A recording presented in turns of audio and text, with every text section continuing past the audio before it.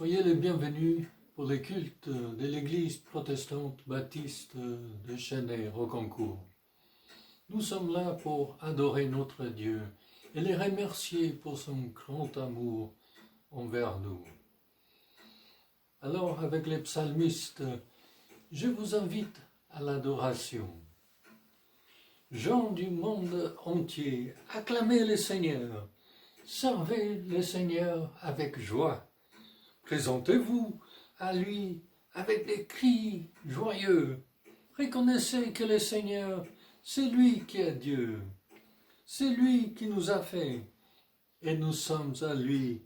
Nous sommes son peuple, les troupeaux dont il est les bergers. Alors, entrez dans son temple avec reconnaissance. Dans la cour intérieure, exprimez vos louanges. Louez le Seigneur, bénissez son nom. Amen. Je vous invite à chanter avec nous les cantiques « Chantez, car Dieu est là ».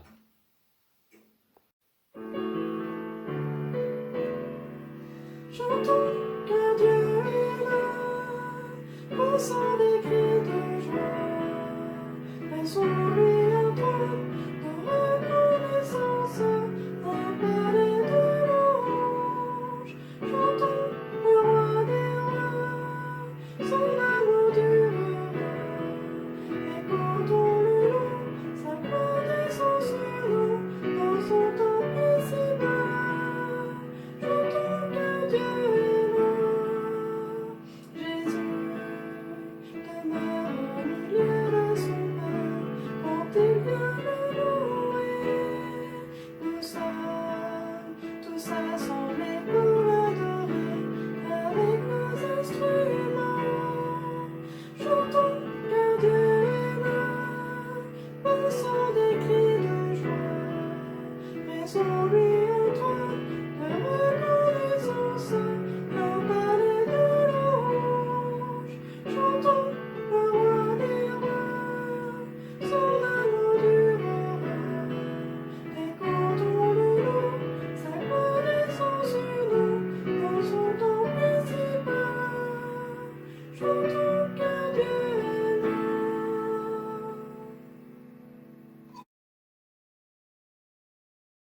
Je vous invite à la prière avec le Sadhu Sundar Singh. Ô Seigneur Dieu, tu es mon tout, vie de ma vie, esprit de mon esprit. Use de miséricorde envers moi et remplis-moi de ton Saint-Esprit d'amour, afin qu'il n'y ait plus de place en mon cœur pour quoi que ce soit d'autre. Ce ne sont pas tes grâces que je réclame, mais toi-même. Tu es la source de toute bénédiction. Je ne demande pas la gloire du monde, ni même le ciel, mais j'ai besoin de toi, car là où tu es, là est le ciel. En toi seul mon cœur trouve satisfaction et plénitude.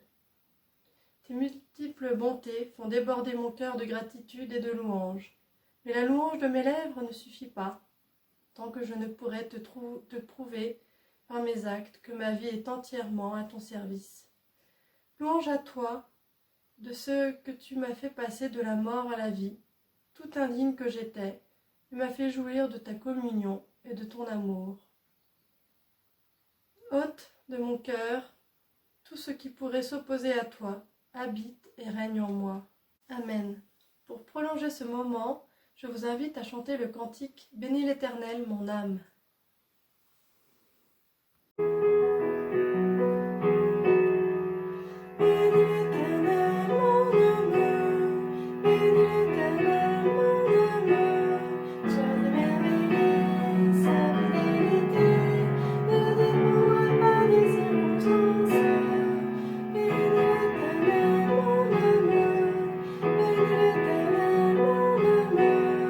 Écoute sa voix,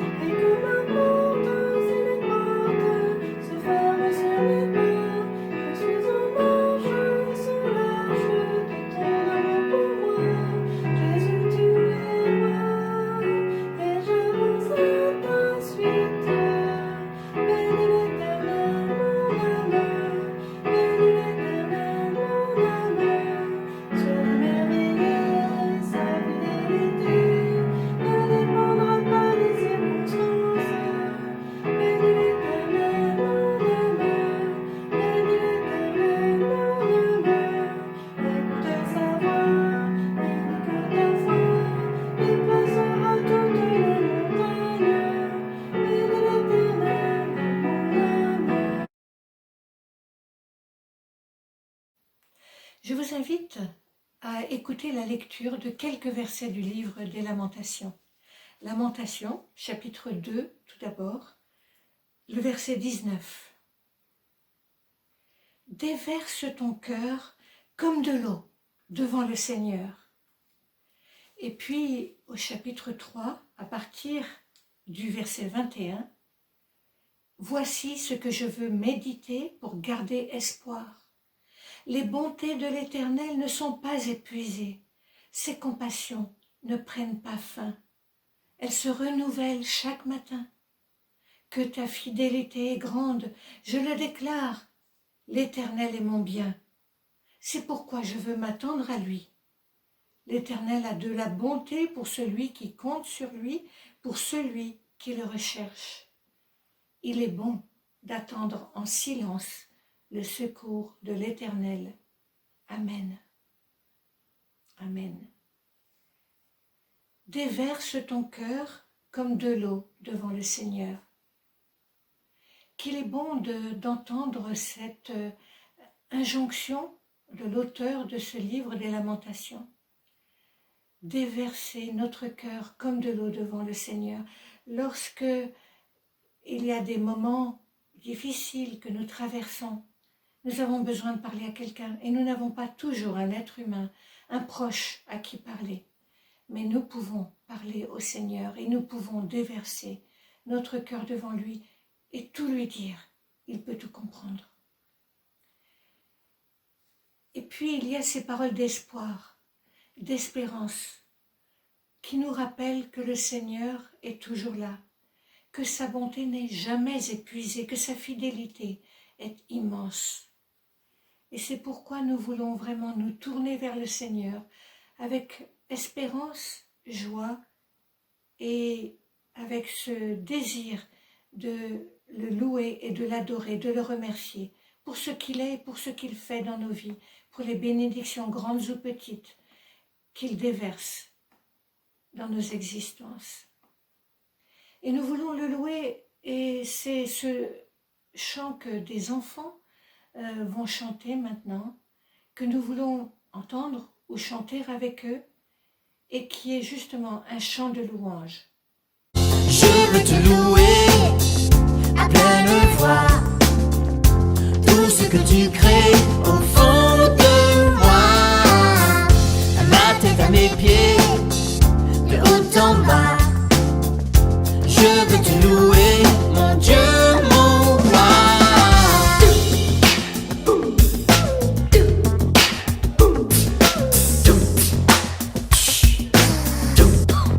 Louez avec moi.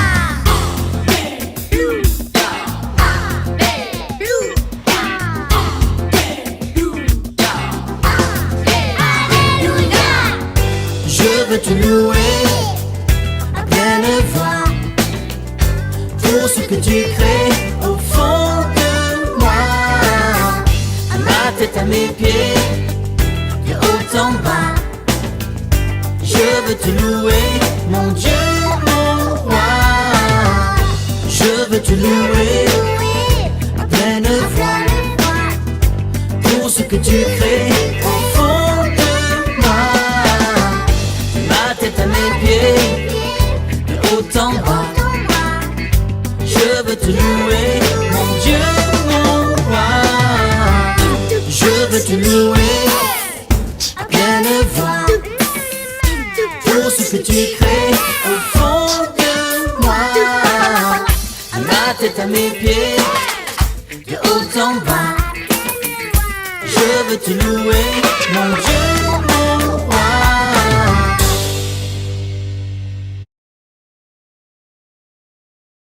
En tant que chrétiens, nous sommes appelés à vivre la fraternité. Alors c'est vrai qu'en ces temps de pandémie, c'est difficile de vivre la fraternité chrétienne concrètement. Nous ne pouvons pas toujours nous réunir en présentiel. Et c'est difficile de ne pas pouvoir se voir, parler les uns avec les autres, partager ce qui nous touche le plus. Mais nous pouvons tout de même garder le lien les uns avec les autres et prier les uns pour les autres et former une chaîne d'amour, une chaîne remplie de l'amour du Christ.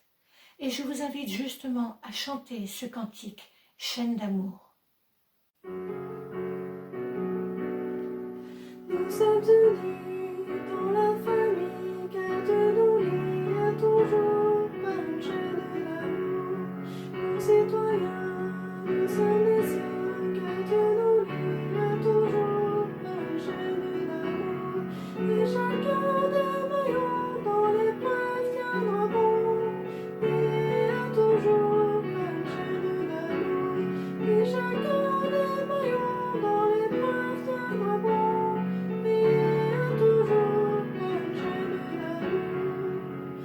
Nous sommes unis dans la famille, car Dieu nous lie toujours par une chaîne d'amour. Nos citoyens, nous sommes les siens, car Dieu nous lie toujours par une chaîne d'amour. Et chacun des maillons dans l'épreuve tiendra bon, lié toujours par une chaîne d'amour. Oui, chacun des maillons dans l'épreuve tiendra bon.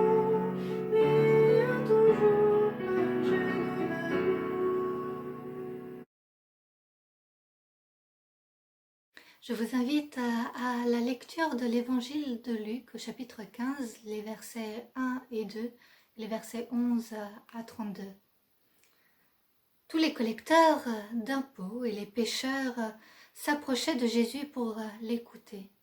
Mais les pharisiens et les spécialistes de la loi murmuraient, disant « Cet homme accueille des pécheurs et mange avec eux. » Jésus dit encore cette parabole.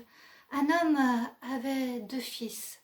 Le plus jeune dit à son père « Mon père, donne-moi la part de l'héritage qui doit me revenir. » Le père leur partagea alors ses biens. Peu de jours après, le plus jeune fils ramassa tout et partit pour un pays éloigné où il gaspilla sa fortune en vivant dans la débauche.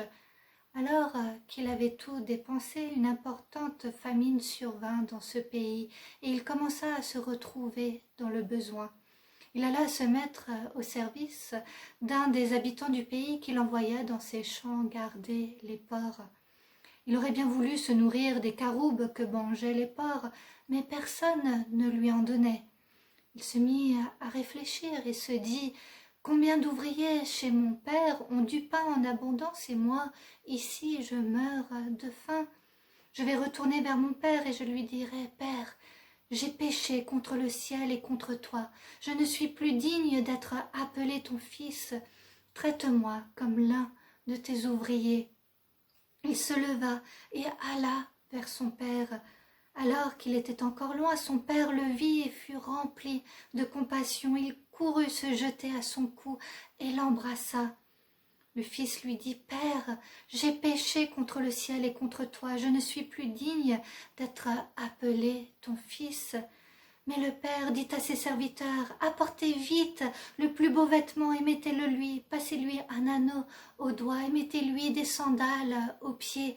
Amenez le veau qu'on a engraissé et tuez-le. Mangeons et réjouissons-nous, car mon fils que voici était mort et il est revenu à la vie. Il était perdu et il est retrouvé. » Et ils commencèrent à faire la fête. Or, le fils aîné était dans les champs. Lorsqu'il revint et approcha de la maison, il entendit la musique et les danses. Il appela un des serviteurs et lui demanda ce qui se passait. Le serviteur lui dit « Ton frère est de retour et ton père a tué le veau engraissé parce qu'il l'a retrouvé en bonne santé. » Le fils aîné se mit en colère et il ne voulait pas entrer. Son père sortit le supplier d'entrer, mais il répondit à son père « Voilà tant d'années que je suis à ton service sans jamais désobéir à tes ordres, et jamais tu ne m'as donné un chevreau pour que je fasse la fête avec mes amis. Mais quand ton fils est arrivé, celui qui a mangé tes biens avec des prostituées pour lui, tu as tué le veau engraissé. » « Mon enfant, lui dit le père, tu es toujours avec moi et tout ce que j'ai est à toi. Mais il fallait bien faire la fête et nous réjouir, parce que ton frère que voici était mort et il est revenu à la vie. il était perdu et il est retrouvé. Amen.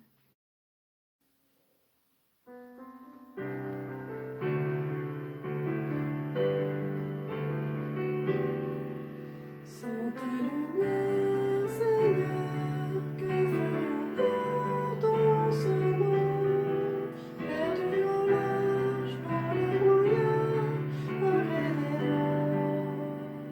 Sainte lumière, Seigneur, où irons-nous dans ce monde? La mer est immense, sans ta présence, que ferions-nous? Comme le feu dans la nuit, tu brilles sur tes enfants, tu libères le mort au cœur de ton amour. Comme le feu dans la nuit, tu brilles sur tes enfants, tu libères le mort au cœur de ton amour. Sans ta lumière, Seigneur, que serions-nous dans ce monde en perdition, sans direction, cherchant la voie? Sans ta lumière, Seigneur, où irions-nous dans ce monde? Que décider, qui écouter, que ferions-nous? Comme le feu dans la nuit, tu brilles sur tes enfants, tu nous guides vers le port au cœur de ton amour. Comme le feu dans la nuit, tu brilles sur tes enfants, tu nous guides vers le port au cœur de ton amour.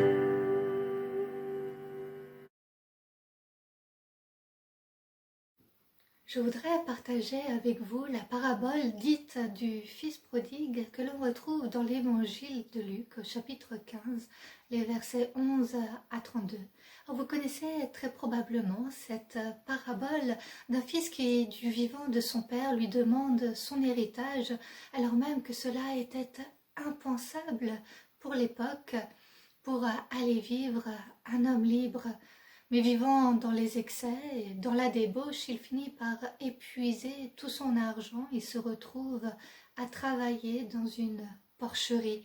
C'est alors qu'il réalise que même les serviteurs de son père sont mieux lotis que lui et il prend conscience de tout ce qu'il avait pris pour argent comptant, dont l'amour de son père pour ses fils.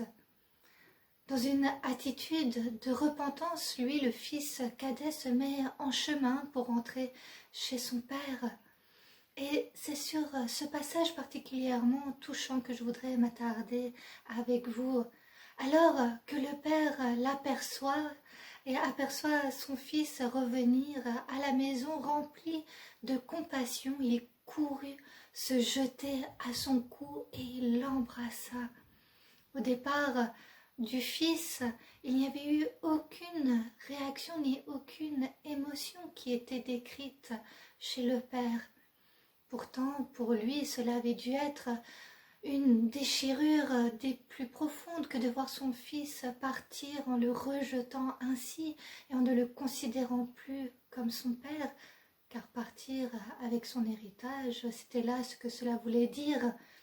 C'est sans aucun doute avec un cœur lourd et rempli de larmes intérieures que le père avait vu son fils tout ramasser et partir pour un pays éloigné. Combien il aurait aimé pouvoir le prévenir des dangers nombreux qui le menaçaient, pouvoir le convaincre que c'est à la maison qu'il pouvait trouver ce qu'il s'en allait chercher de tous côtés. Combien il aurait aimé pouvoir le garder auprès de lui par son autorité de père. Mais son amour était trop grand pour agir ainsi. Il ne pouvait ni le forcer, il ne pouvait ni le contraindre, ni le pousser, ni le tirer. Il lui avait donné même la liberté de rejeter cet amour. En tant que père, il voulait que ses enfants soient libres, libres d'aimer ou de le rejeter. Son fils ne se considérait plus comme son fils, mais lui était resté fidèle à sa paternité de père qui aime et aimera toujours.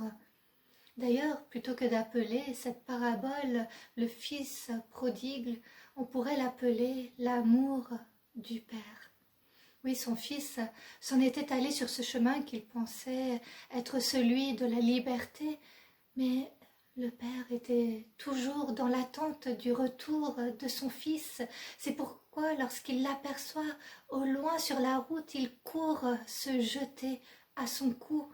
Cette expression imagée et significative dénote dans la Bible un geste de retrouvailles qui va jusqu'à en pleurer. On y ressent un amour débordant, un amour qui pardonne, un amour qui dit « Je t'aime, mon enfant ». Dans le tableau du peintre Rembrandt, ce mouvement n'est pas représenté, mais on y voit plutôt l'immobilité qui suit l'étreinte entre le Père et le Fils.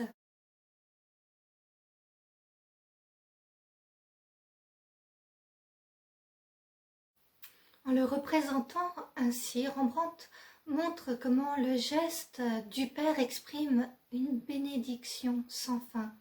Le Fils, qui repose contre la poitrine de son Père, ressent une paix éternelle, un amour sans fin. Mais aussi, nous pouvons transposer cette parabole dans le cadre de la relation Dieu-être humain. Il peut nous arriver de nous éloigner du Seigneur, mais il reste là et il attend notre retour. C'est ainsi que nous sommes, nous aussi, invités à nous retrouver dans l'étreinte de Dieu pour nous, remplis d'un amour tendresse, d'un amour miséricordieux qui vient combler notre âme et la restaurer comme rien d'autre ne le peut. Dans l'attitude du fils prodigue, on entend sa confession et pleurer « Père, j'ai péché contre le ciel et contre toi, je ne suis plus digne d'être appelé ton fils ». Et dans cette embrassade mutuelle, on ressent que malgré la souffrance, la misère, le vide, l'humiliation, la défaite, le déshonneur, la honte, la vraie force du fils cadet n'est pas le désespoir lui-même, mais la révélation de l'amour du Père si longtemps méprisé. Dans cette étreinte, le fils cadet se sait aimer, il se sait pardonner. Il sait que lui qui était mort intérieurement a retrouvé la vie, un regain de lumière et d'espoir.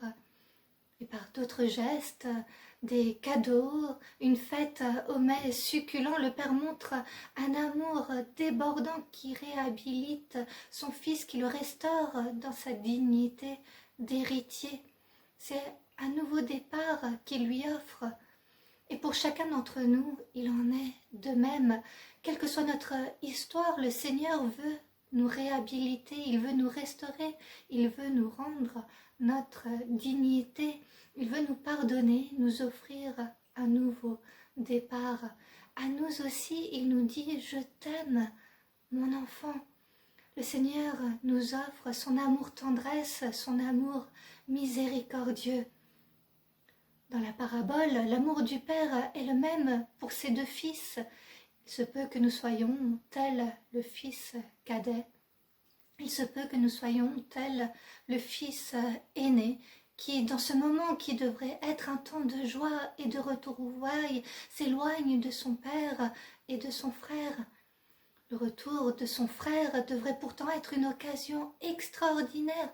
Pour la première fois, il lui est donné de comprendre de quelle plénitude inouïe sa vie était comblée dans la maison du Père. Mais il ne le peut pas, tellement il est sous l'emprise de la colère et de l'amertume. Extérieurement, il a fait toutes les choses qu'un bon fils est censé faire, mais intérieurement, il s'est éloigné du Père. Alors son père s'adresse à lui avec une expression affectueuse, « Mon enfant ». Par là, il lui montre qu'il l'aime tout autant que son frère cadet. Il n'y a pas de préférence. Comment pourrait-il y en avoir? Comme le père ajoute, « Tu es toujours avec moi, et tout ce qui est à moi est à toi ». C'est comme s'il disait à son fils, « Tu as déjà tout, je partage tout avec toi. Je ne te cache rien, je suis ton Père qui t'aime sans réserve et d'un cœur généreux. Tout ce que j'ai est à toi.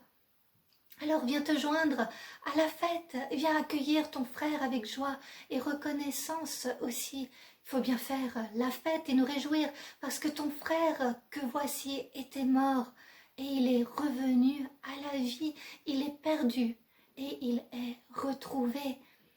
Par cette phrase, le Père invite son fils aîné à saisir la grâce, lui aussi à la saisir comme un appel à la fraternité, où tout comme le Père gagne un enfant, le juste retrouve un frère. Le Père espère voir ses deux fils ensemble comme frères autour de la même table. Il veut que malgré leurs différences, ils fassent l'expérience d'appartenir à la même maisonnée, d'être enfants du même Père. La parabole ne nous précise pas quelle a été la réponse du frère aîné, mais il est confronté avec le choix de rester dans sa condamnation, sa rancune et son amertume, ou plutôt de lui aussi retourner auprès de son Père et de recevoir son amour. Oui, le Père va à la rencontre de chacun de ses fils. Il n'impose pas son amour à la personne aimée, mais il est toujours là, fidèle à sa qualité de Père, même si lui-même est rejeté. Le message de Jésus est toujours le même pour nous aujourd'hui. Que je sois le fils prodigue ou le fils aîné, le seul désir de Dieu est de me ramener à la maison. Que nous puissions nous aussi rejoindre le Seigneur dans cette étreinte qui réhabilite et qui restaure, que nous puissions nous blottir dans les bras d'amour de Dieu, que nous puissions nous sentir pardonnés et nous savoir aimer tendrement, inconditionnellement, que nous puissions aussi chaque jour être plus comme le Père, que nous aussi nous puissions tendre nos bras vers ceux qui souffrent pour les poser sur les épaules de tous ceux qui reviennent à la maison et surtout pour offrir la bénédiction qui naît de l'immensité de l'amour de Dieu. Qu'à travers nous, notre entourage puisse reconnaître et recevoir à son tour l'amour du Père. Amen.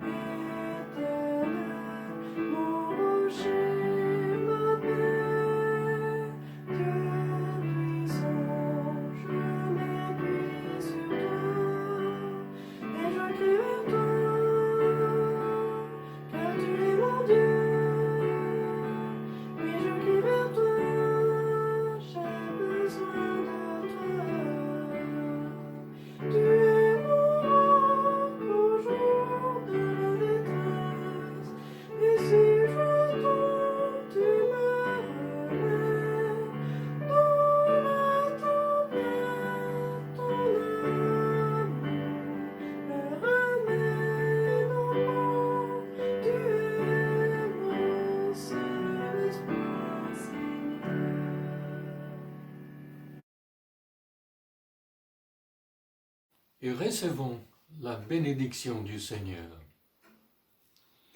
Que la grâce du Seigneur Jésus-Christ, l'amour de Dieu et la communion de l'Esprit Saint soient avec vous tous.